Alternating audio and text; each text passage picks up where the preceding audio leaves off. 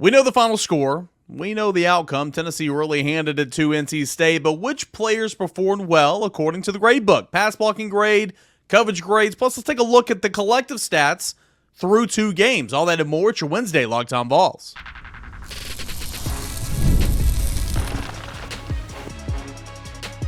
You are Locked On Vols, your daily podcast on the Tennessee Volunteers. Part of the Locked On Podcast Network, your team every day. Hey, good Wednesday morning, everybody. Welcome into Locked On Vols. I'm your host, Eric Cain, and a big shout out to Ultimate GM for giving us part of their time today. Ultimate Football HC is a brand new mobile game that's completely free, has no ads, 100% playable offline. Begin your coaching legacy today. We got a fun show coming up here today. We're going to look into some of the Pro Football Focus stats that matter from the NC State game and tell you who performed above the line. And then we're going to take a collection of what we've learned about Tennessee through 2 games so far in the season and talk about that in segment number 2. Josh Ward in segment number 3, getting you set for another game this weekend, but there's just not a whole lot of prep work to do, respectfully, for Kent State. Not a whole lot of anticipation like it was leading into the NC State game, but you know, you get through this week and hopefully you handle it the right way if you're the coach and a player, and I'm sure they will. We as fans and we as media members, we can look past this game for sure. But obviously if you're a player, you cannot. But there'll be a whole lot of anticipation for the game coming up the next weekend, which is at Oklahoma, and then it'll get you started for SEC play. So not a whole lot of Kent State talk today. We're going to kind of continue to look back at what that NC State game looked like. Let's start with coverage grades, okay, over here at Pro Football Focus. And as I always say, I think Pro Football Focus is a great starting point. It is something. It is certainly not everything. When you look at the grades, how Pro Football Focus does the grades, if you're graded between 90 and 99, that's considered elite. 80 to 89 is very good. 70 to 79 is above average starter. 60 to 69 is average starter. And below average starter is 50 to 59. And if you're below 50, you're considered a backup level player. So instead of just kind of reading through like who graded out the highest, because I don't like to look at the a Pro Football grade for someone for the entire game. I like to look at the nitty-gritty. How do they do in pass blocking reps and run blocking reps, total snap counts, coverage grades, stuff like that, directional passing. And so that's what we're going to do here for this NC State game. Let's look first at the coverage grades. Jermod McCoy was graded out the highest of any Tennessee defensive back in coverage at 76.8, and again, according to that scale, that is considered an above-average starter. He allowed 6 receptions off 8 targets against NC State, but only 26 yards. Did a really, really good job, and I remember that 4th down stop he had on Justin Jolie, the tight end, was a really good play for Tennessee and for Jermod McCoy. Will Brooks had the second highest coverage grade at 73%. Of course, he had that pick 6. Jalen McMurray on 10 passing downs. He had a coverage grade of 65.2. Ricky Gibson on 26 passing downs, same as Jermod McCoy. He had a coverage grade of 64.5, allowing 2 receptions on 2 targets, but only 20 yards. Yeah, I'm fine with them catching them. I mean, that's fine. If they catch them, keep them in front of the sticks, right? If they, again, let's go back to McCoy here. He gave up 6 receptions, only 26 yards. That's not doing a whole lot of damage. So, that's okay. Jacoby Thomas was on 9 passing downs and had a 64.4 coverage grade, allowed 1 reception on 1 target, but again, only 5 yards. So, pretty good day overall, obviously, for those lamb chop defensive backs for the University of Tennessee. Let's go over to pass rushing grade, shall we? Pass rushing, getting after the passer. Let's see here. It was Dominic Bailey that had the highest pass rushing grade for the University of Tennessee, 20 reps on that regard, 89.7%, which is about near elite. That is as high above very good in that category as you can get before being considered an elite player in this regard. He had 3 total pressures, 1 sack, 1 quarterback hit, 2 hurries, and of course he had a forced fumble and a fumble recovery. Dominic Bailey's one of those guys that we always know's there, but he's never a guy that we talk about in terms of this defensive line. It's James Pierce, Joshua Josephs, Omari Thomas, Bryson Eason, Tyree West. It's never Dominic Bailey, who Dominic Bailey is the starter of this group, if you will. He had a really, really good game, and that's just another good sign to come. I think Omari Thomas might be playing some of his best football so far to begin this season. He had a 78.4 pass rushing grade, 16 reps. He had 1 pressure on the day. Let's see here. He had 1 quarterback hurry He had 1 batted ball. And, again, his grade was 78.4. Everybody's wanted to know about James Pierce. I did think that he was, causing some disruptive things earlier in that football game. And, his grade in terms of pass rushing was 55.9, so nothing to brag about. But he had 3 total pressures in the game. He had 1 quarterback hit. He had 2 quarterback hurries. And you continue to hear coaches say, the sacks are going to come. The sacks are going to come for James Pierce if he continues to play the way that he is playing right now. So I think that's something important to remember. Let's shift over to the offensive side of the football. Let's go pass blocking. Andre Keurig had the highest pass blocking grade for the University of Tennessee at 84.1. 84.1 was the pass blocking grade for Andre Keurig on 29 reps. He allowed no hurries, no quarterback hits, no sacks, anything like that. Dylan Sampson had a high pass blocking grade. 22 pass blocking reps, 22 pass plays, 22 pass plays he was in on, 12 of which he was pass blocking. He had a grade of 79.9. That's always good to see when a running back performs well. Dane Davis, 14 reps in terms of pass blocking. He was at 79.9. John Campbell, 15 reps, 79.8. Cooper Mays, 29 reps, 76.5. Deshaun Bishop, who got a shout out from Cole Kublik when he does his little Sunday night little Twitter review thing where he doesn't call anybody by name, but he just puts the numbers out there. At the very end of his Tennessee section, when he was just giving glowing reviews about Tennessee, he said 18 good in pass pro. Not bad for a walk-on running back from Carnes High School, right? Deshaun Bishop, 7 pass plays he was in for, 4 of which he was doing pass blocking for, had a grade of 75.8. I thought that was pretty noteworthy there. Let's go to run blocking, shall we? Miles Kitselman led the way in terms of run blocking, 24 reps, had a grade of 81.1. Brew McCoy, 22 reps, 74.9. Gotta love that, right? Tight end and wide receivers blocking. Linemen block for first downs. Wide receivers block for touchdowns, right? That's the old saying. Ethan Davis had a good day run blocking. 73.6 was his grade on 10 reps.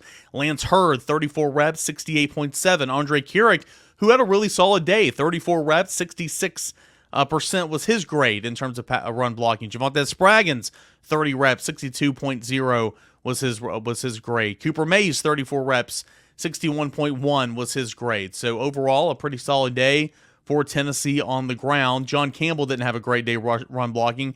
15 reps, 56.4. Trying to see if anybody there was notable. Didn't really have a good day. Dane Davis, 19 reps, 56.1. Holden Stays, 23 reps, 46.1. Squirrel White did not have a good day run blocking. 45% was his grade on 17 reps. And Larry Johnson was the worst, 33%, but only on 6 reps. Finally, let's go look at the directional passing for Nico, shall we? Nico was 1 for 2 on balls 20 yards down the field outside the left hash. He was 0 for 2 between the numbers, 0 for 2 from the right side. 10 to 20 yards, he was 1 for 1 on the left hash, 0 for 1 middle of the field, 0 for 0, didn't attempt to pass in this regard on the right side. At the line of scrimmage within 10 yards, he was 0 for 1 to the left, 6 for 6 to the middle, 1 for 1 to the right, and then at or behind the line of scrimmage, he was 6 for 6 in the middle and 1 for 1 to the right. He was kept clean on 67.9% of dropbacks. He was under pressure 32% of the time. He was not blitzed 71.4% of the time. He was blitzed on 28.6% of the time. Overall, any way you want to spin it, defense dominated this game. Tennessee ran the football so well in this game. Offensively, through the air, there's a lot left to be desired. It wasn't horrible. It was far from horrible. It was also far from great. And Nico and the offense will tell you that. And again, I continue to say, you have a game like this, and you still outscore your opponent by 41 points. It's a testament to how good your football program is right now. Hey, when we come back, we will get into take a collection of notes and stats from 2 games into the football season so far. That is coming up next as we continue on here with your Wednesday edition of Locked On Vols. Go ahead and stay tuned, shall you? Hey, Locked On Vols fans, I want to take a moment to give you a heads up on a brand new mobile game that I think you're really going to love as much as I do. That is the Ultimate College Football HC. In this amazing game and simulation, you get to step into the shoes of the head coach and lead your college football program to glory. Can you imagine actually being the head coach of the Tennessee Volunteers? From recruiting players to hiring coaching staffs to overseeing training camps and handling out school scholarships, you control every aspect of your program. It's all in your hands. And here's what I really love about the game. As head coach, you're responsible for the offensive play calling. So your strategies not only going to determine that specific game, the specific success for your football team, but it's going to shape the future and the legacy of your program. Ultimate College Football HC is completely free, has no ads, 100% playable offline. You can play on the go as you want, when you want to. And of course, we got a special offer here for Locked On Vols fans. Use the promo code LOCKEDONCFB, all caps, inside the game store to receive a free boost to your program. Make sure to take advantage of this perk. It will get your team off to a strong start. To download the game, visit ultimate-cfb.com. That is ultimate-cfb.com, or look it up in the app stores. Ultimate College Football HC. Begin your legacy today. So I want to give a shout out to those proud sponsors and also to our friends over at the Game Time app. What is the Game Time app? Well, it's a place where you can buy tickets to your sporting events in your area, to the concerts in your area. Basically, any event in your area, you can buy tickets to that said event by downloading and checking out the Game Time app. And over on the Game Time app right now, or at gametime.co, Game Time Picks. It filters out all the fluff to show you only incredible deals on great seats so you don't have to waste your time searching throughout the season. Game Time Picks is something you can check out right now over on the app. Plus, you can check out the all-in pricing where this toggling feature shows you the total up front with no surprise fees at checkout.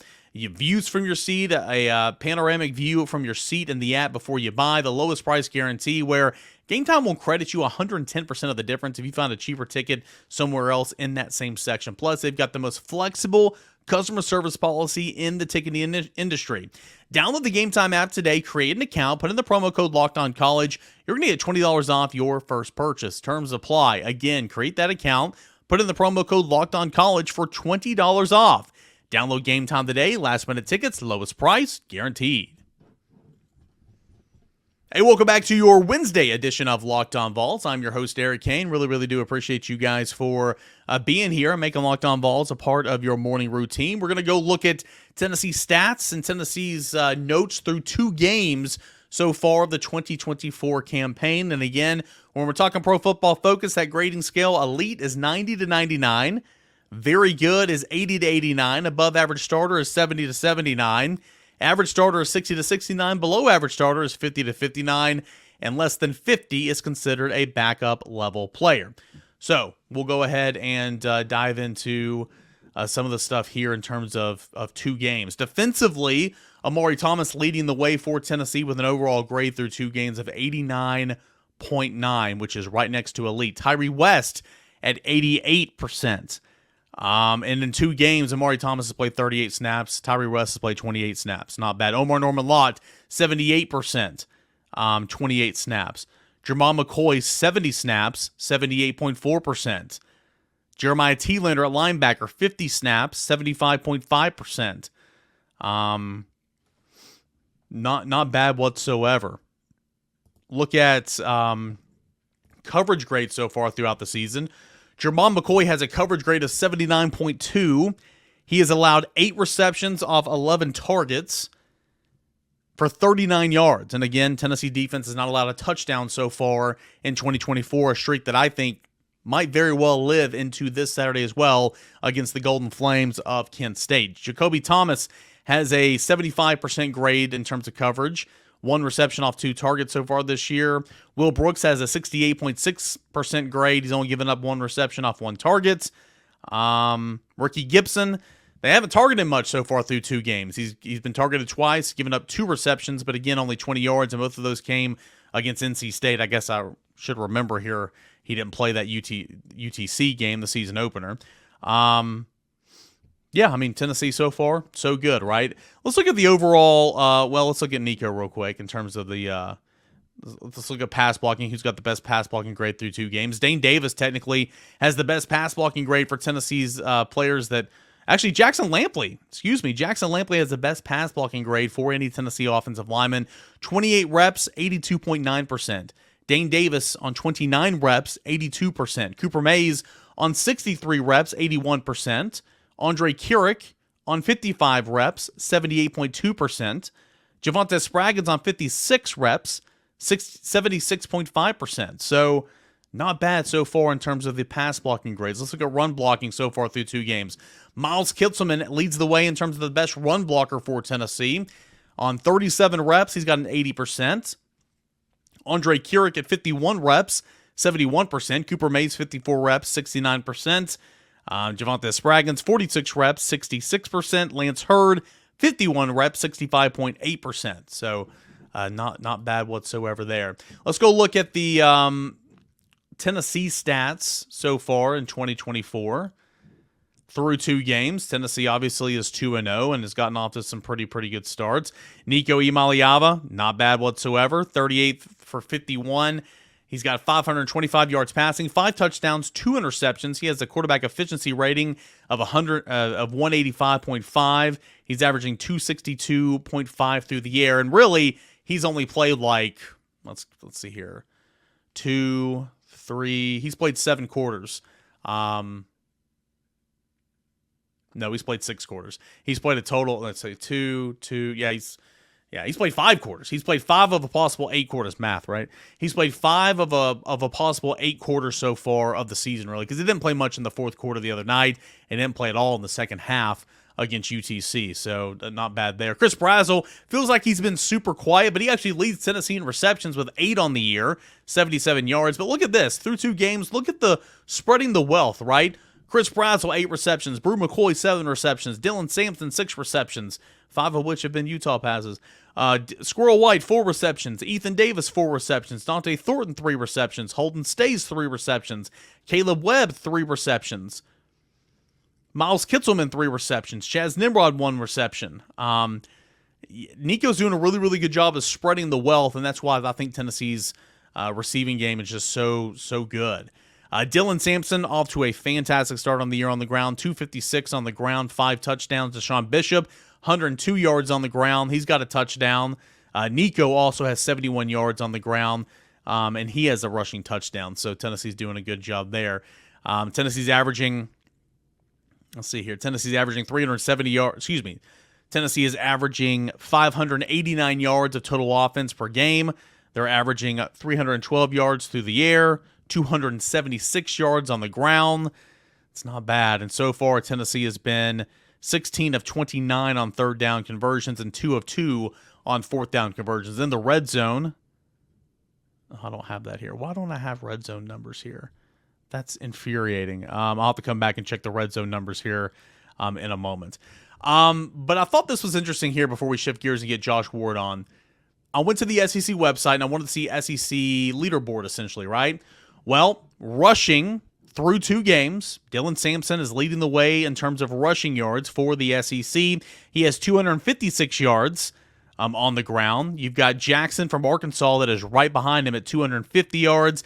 And then Parrish Jr. from Ole Miss is the only other player in the conference that has over 200 yards rushing so far. He's at 205 yards. Let's see here. Scoring, Dylan Sampson leads the SEC, or actually is tied for the lead in the SEC with 5 touchdowns scored so far, tied with Jackson from Arkansas. Parrish Jr. from Ole Miss has 4. Jalen Milroe has 4. Lacey from LSU has 4. And nobody else is really coming close to any of that. No Tennessee wide receivers or tight ends are on the top 10 leaderboard for receiving in the SEC right now. Punt returns, you have Squirrel White that's 4th in the conference with an average of 19.5 yards per return in terms of punt returns. That is not bad whatsoever. Dylan Sampson is leading the SEC in all-purpose yards. So total all-purpose yards, he has 322. He's averaging 161 yards, all-purpose yards per game through 2 games. In second place in terms of all-purpose yards is Kevin Coleman Jr. from Mississippi State. He's only 5 behind Dylan Sampson at 317 all-purpose yards through 2 games. And then finally, actually, no, not finally.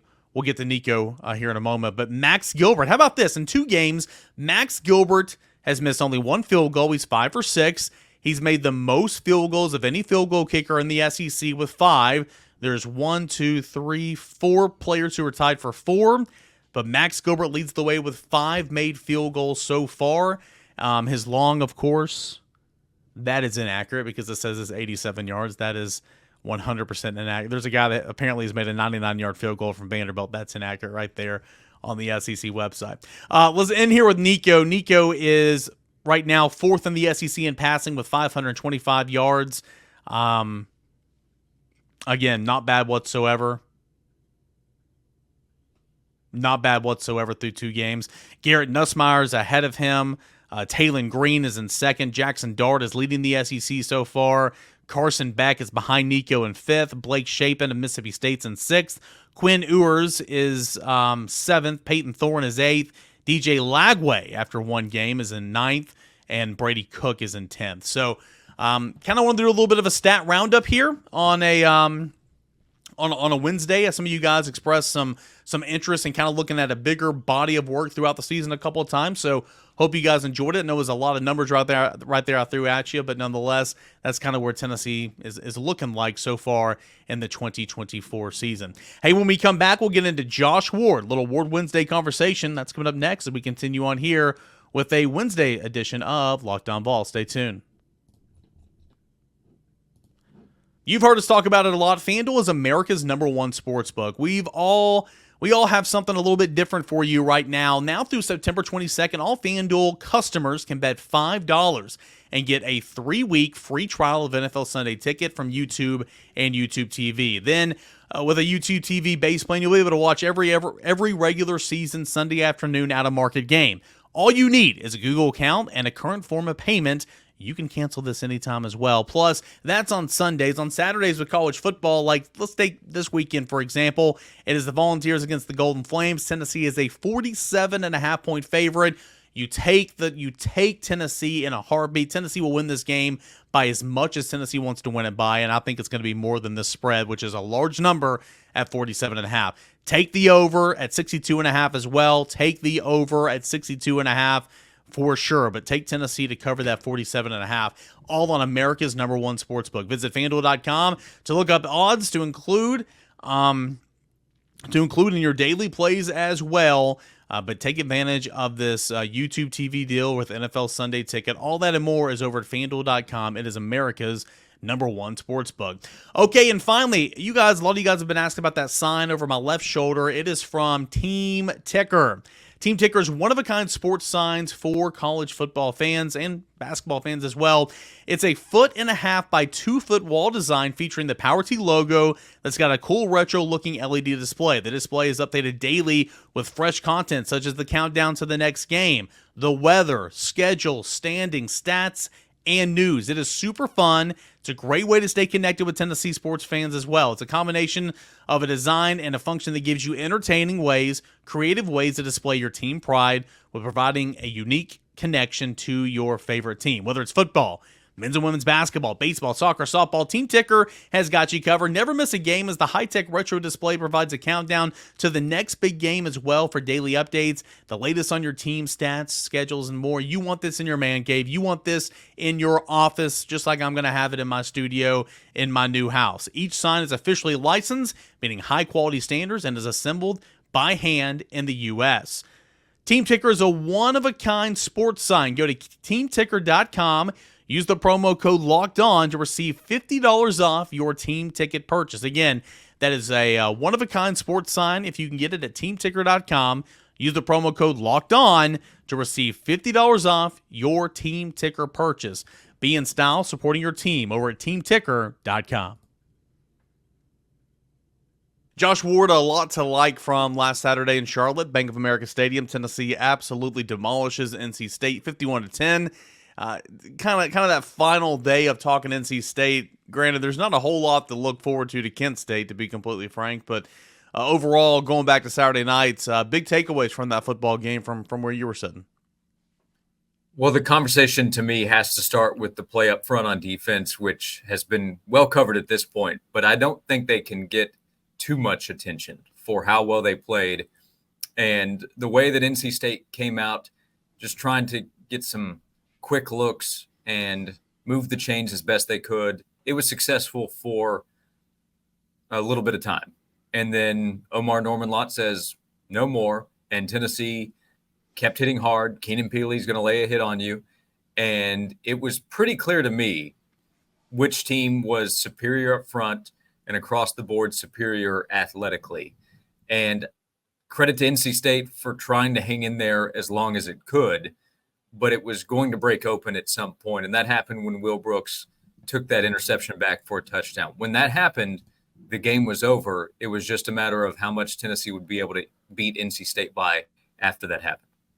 Yeah, I think one of the coolest stats in this football game, 12 plays, 29 yards. I mean, again, Tennessee it's a beautiful first drive. Like that was one of the better drives for NC State in terms of being able to execute what they were trying to do. And the result was 12 plays for 29 yards and a punt. Yeah, again, you're right. That's one of that's the best drive of the day. You went over 10, you took time off the clock, but on 12 plays, you accumulate 29 yards. I mean, that was the only drive that produced a conversion on third down, 3 of them. They started 3 for 3, which and I think most people are aware of the stat at this point, but that was it. They didn't have another conversion on third down. Now, Grayson McCall sliding short of the sticks a couple of times, that's tough. Like that should have been a first down conversion, but that's also part of the issue there. His thought was, I got to get down. And he was right to think that, but he did so as soon as he felt like it was necessary because of the way that defense was playing. Yeah, I actually was, writing in the game thread or tweeting or something. I was like, I saw him running. I'm like, okay, Grace McCall, rushes for 8 yards, first down picked up since opening drive, and Austin was like, he didn't get it. And I'm like, what? How did he not get it? And I was like, that's a horrible spot. But you're right. But they picked up their first 3 third downs, and then from there on out, they went 0 for 9. So, but 12 plays, 29 yards. Those 29 yards were more than the total amount of yards collected in the second half for NC State. Just mind-blowing what that defense was all about. And again, this isn't rocket science here, but I thought with how dominant and how good the defensive line was, man, those linebackers were playing. I thought Jalen Smith took advantage of opportunities. I thought Keenan Peely was all over the field, had a dumb penalty, but apparently he thinks that the play was live. I have no clue how that anybody thinks the play was live, but he had one silly mistake, but he played really well in my opinion. I thought Arian Carter looked much better in game 2. Those linebackers were flying around and benefiting from the defensive line just as the secondary benefits from that defensive line. Yeah, Keenan Peely said during the summer that defensive line is a linebacker's best friend, maybe paraphrasing the quote, but he's exactly right. And Tennessee's defensive line does its job in so many different ways against the run, trying to get after the passer, and it allows the linebackers to run free. And you mentioned Smith. He's a guy that we didn't talk much about during the offseason, probably because of Peely and Carter and T-Lander, but then Caleb Perry's unavailable. So they've recruited, I think, pretty well at the position. Those guys still have room to grow, obviously, when we talk about the second-year guys and Spillman in the future. But that's another area where they've done really well. They've done a great job on the defensive line. They have legit depth and talent that are everywhere. And that it's when we talk about the depth, to me, it's a lot about what it means for the second half. When you talk about NC State still not being able to do anything offensively, Tennessee's best guys up front were as fresh as they were when the game kicked off because they're not taxed too much. And they have some legit guys. Like we talk about, do they have elite players on the interior? I think it's difficult to determine elite, but I think Omar Norman-Lott's an NFL guy right now that plays for Tennessee. No. And I don't know if that's elite, but it's damn good. And Tennessee has a few of those guys that when they add up, it makes Tennessee's defensive line as a group elite. Yeah, Omar Norman-Lott is an NFL guy. Omari Thomas is an NFL guy. And then there's probably going to be more on that line as well. So I couldn't agree more. Flip it over to offense. Run game was really, really good. Are you nervous? Are you concerned about the 2 turnovers from Nico? Not nervous or concerned.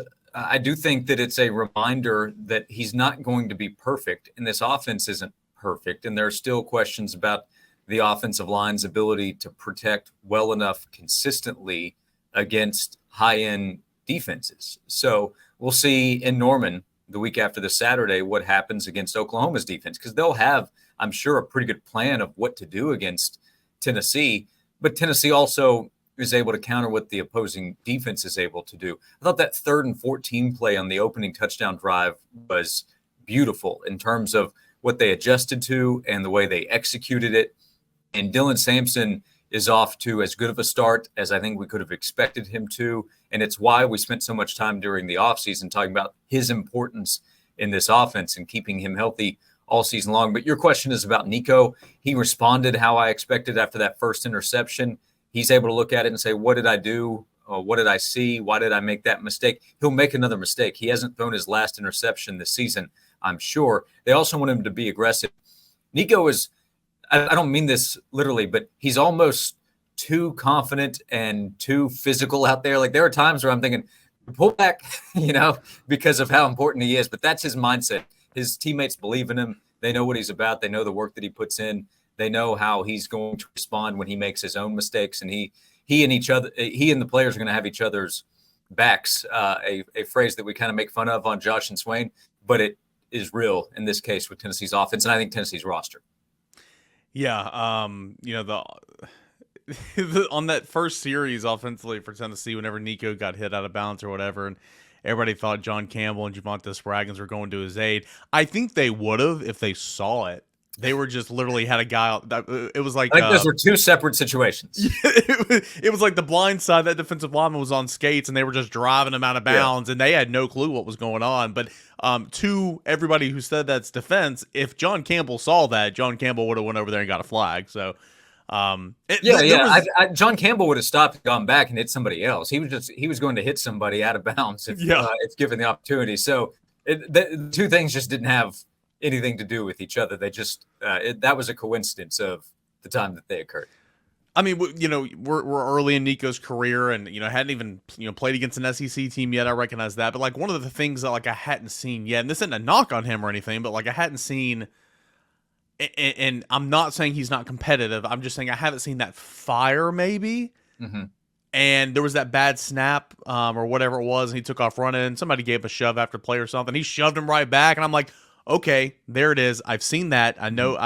Not that I ever thought that he wasn't competitive or anything, but I'm like, okay, there's that fire.